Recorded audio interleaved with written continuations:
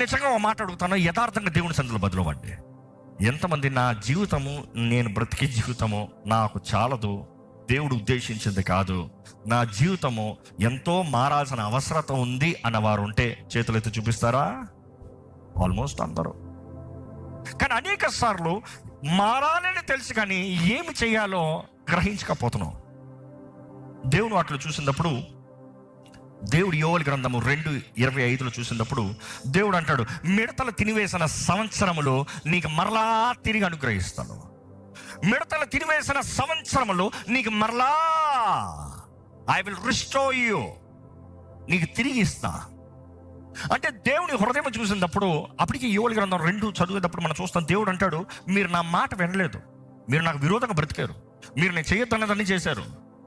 కానీ దేవుడు అంటాడు, నువ్వు కానీ తిరిగి నా దగ్గరకు వచ్చి నువ్వు సరిదిద్దుకుంటే నువ్వు పోగొట్టుకుందంతా నేను తిరిగిస్తా. అంటే దేవుని హృదయం ఎలాగుంది?